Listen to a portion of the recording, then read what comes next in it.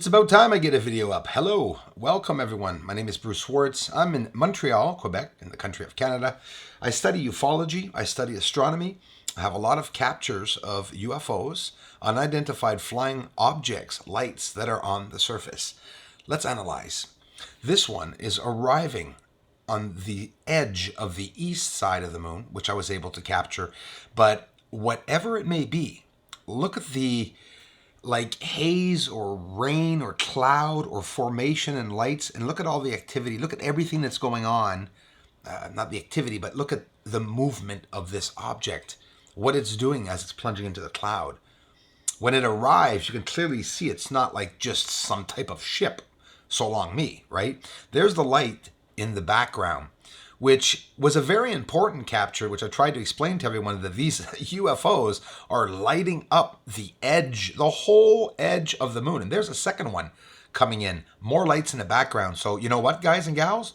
These lights are traveling all around the surface. They come and go to the moon.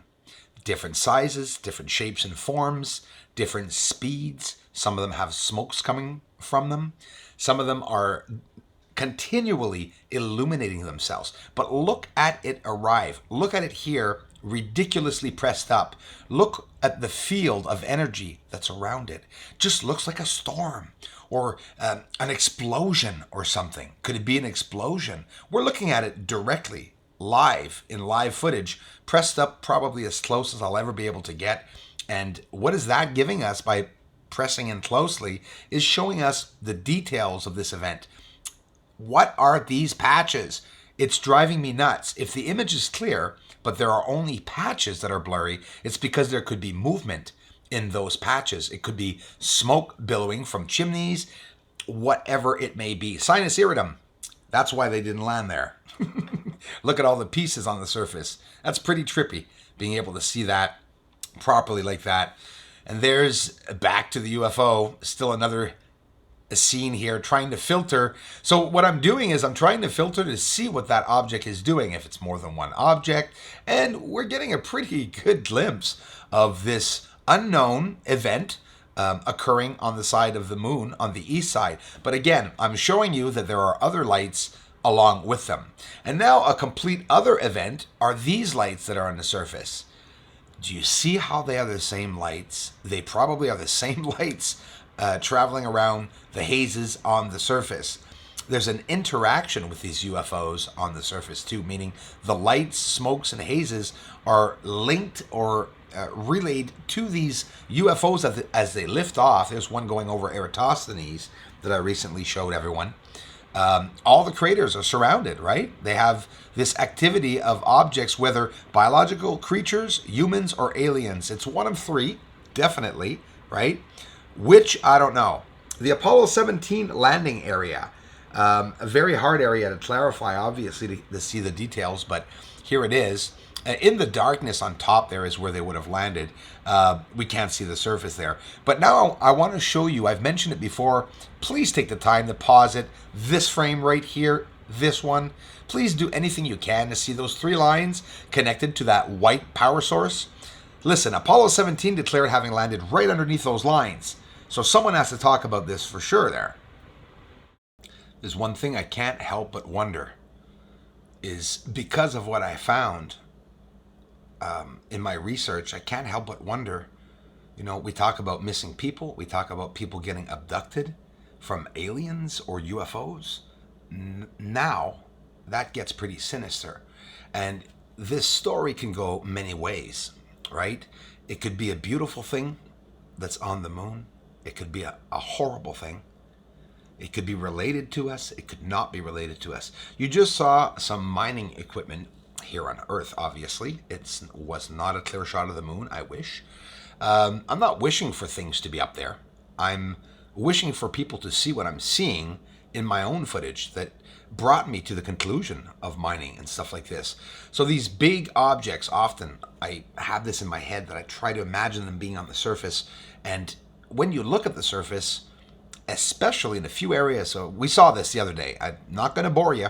I just want to give you a heads up. Really short. We're almost done. You see that 90-degree angle there? Stair-like objects where you see stairs and big objects in the center. Let's look on Earth at mining pits and mining operations that are all over the world. We'll look at a few real quick, this one in particularly. And here in my image on the moon again, we still see those lines, what looks like different steps, layers, whether it be deliberate or not. And again, all this junk or scrap that's around it, and areas that are blurry. And those blurred out areas are areas where there's smoke billowing there. So who the hell is up there on the moon? There's definitely someone up there on the moon. Now these objects and even the area really does look like mining areas on Earth. So let's look at a different mining area, one more. I'm not going to look at a whole bunch of them. I just want to give you an idea of where I'm getting this ideal of some of these sightings or some of these areas that I'm capturing with the clear images that we're seeing rectangles, we're seeing squares. These could be cut out areas on the moon. This is Earth, of course. This is on Unsplash. If you guys want to check out the website Unsplash to look for some free images, well, I just wanted to give him a shout out, Dion Beatson, because he took the time to take an overhead image shot of the mining, right? So if we like talk about mining or just compare what we're finding, like these squares on the moon and these connected areas, when people go missing from Earth, do you guys get informed on how many Americans go missing each year? We're not talking about a couple thousand. Lots of kids go missing. Lots of people go missing. And I can't help but wonder, are some of these people possibly, theoretically, could it be possible that some of, the missing humans on Earth could have been taken to the moon? The only reason why I'm thinking that now is because I'm seeing all these structures up there. I'm trying to bring all the possibilities, even the exaggerated ones. But when we see these patches and lines and connections and everything, does the moon have a connection with Earth? Inside the Sinus iridum mountains, we're looking, there it is zoomed out, right? I'm always so pressed up and close up sometimes it's hard to see where we are. Well, what we're going to do is pivot that image at the back there. Okay, we're going to zoom up and make another big, large image like this one, but with the mountains at the back. And we're going to turn it around. We're going to bring into the pivotal imagery motioner. There's no name for it. I'm just going to pivot the image because, these are real objects on the surface. There's no changing of the image with any a filter. It's an inversion. You got green color, quite simply to be able to see the surface. But look at this. New objects now. The blurry patches, we're as close as we can be, obviously. But still, there's lots that we can examine of this. Look at the square inside the circle with the blurry patches. So now we see that the blurry patches aren't just blurs. They're actually structuring that has a blur around that structuring. Yet everything else is clear in the image. So there's connections going to and from it. We're going to pivot it around. I love this image. First time I'm showing it like this. Anyways, that's for sure. I'm going to have to head it over to the French channel to get them to see also the beautiful view of this, the Jura Mountains and Sinus Iridum Mountain. No jokes. Look at the feet. Everything's in place. It's beautiful. It's holding up the large structuring, tunnels, shafts, whatever it may be. I don't know what these structures or objects can be, but I can tell you one thing. They sure do look constructed. And that's all I'm saying. Maybe no one's there. Someone says it's ancient structures. I respect that theory totally. But somebody's around them looking at these objects. So whether they are excavating aliens, archaeologists, aliens, I don't know. But it's real. The surface is like that. And do you notice how everywhere that same pattern of the blurry spots that are hidden with lines connected to those objects? So whether it be the companies hiding on the surface inside of the smokes and hazes, wow, what a theory, right? Because it's real. We're looking at real stuff. We're looking at the surface of the moon. Inside, behind the Sinus Iridum Mountain, we're right inside the mountain, and this is everything that's there. And of course, not 100 areas where we're seeing like structuring, but many. Like this one here where the arrow is. I know there's not a lot here. It could be natural formations. Okay, well, at least I'm showing the natural formations then. It's the surface, right? Something's going on with the surface. Definitely, yeah. Okay, whoa. And this is not 3D. This is just an inversion now. I mean, everything's elevated. It's ridiculous. We're seeing the UFOs like you saw at the beginning of the video. We're seeing them inside of Copernicus crater. This is right on the edge. Showed it recently, close up like this, of the lights coming out of the craters.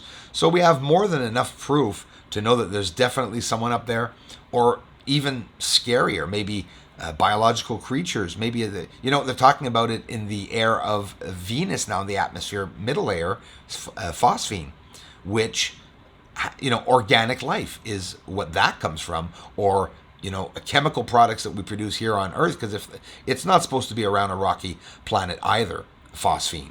This is all what science and the information that's out on the internet tells us, but yeah, I don't know. So look at all these lights. If you appreciate the work, thanks so much, and thanks for the shares and for the ongoing support.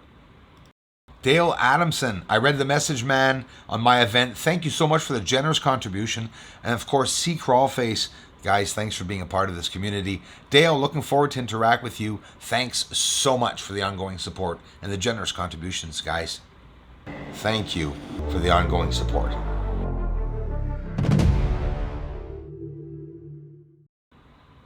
I'm so very grateful to my community. Thanks to all new subscribers. Thanks, everyone.